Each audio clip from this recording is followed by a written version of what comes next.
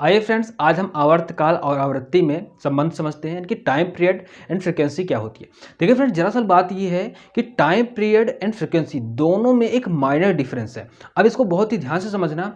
पहले मैं इसका डिफरेंशन मैं आपको बताता हूँ, फिर दोनों को समझाता हूँ। देखिए, आवर्तकाल क्या है? वृत्तीय गति में कोई कण एक चक्कर को पूरा करने में जितना समय लेता है, हम उसको उसकी आवर्तकाल कहते हैं, यानी कि टाइम पीरियड कहते हैं। कहने का तात्पर्य है कि यदि आपको एक सर्किल दिख रहा है, इस सर्किल में आप देखेंगे कि ए पॉइंट से कोई कण निकलकर फिर ए पॉइंट पर पहुंचता है। अब ए पॉइंट से निकलकर फिर ए पॉइंट पहुंचने में जितना समय उसे लगता है, उसे हम क्या बोलेंगे? टाइम पीरियड बोलेंगे, यानी कि आवर्तकाल कहेंगे। अब फ्रीक्वेंसी क्या होती है, यानी कि आवृत्ति क्या होती है?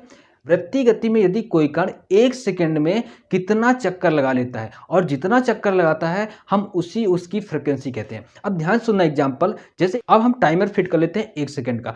अब एक कण फिर से चक्कर लगा रहा है, लेकिन हमें ध्यान रखना है कि 1 सेकंड में ये कण कितनी बार चक्कर लगाता है, इससे ही हम फ्रीक्वेंसी कहेंगे। जिसमें हमें समय ज्ञात करना है, उसको हम आवर्तकाल कहते हैं, और जिसमें हम चक्कर को गिनते हैं, उसको हम फ्रीक्वेंसी कहते हैं। तो फ्रेंड्स, मैं उम्मीद करूंगा कि ये चीज़ें आपको समझ में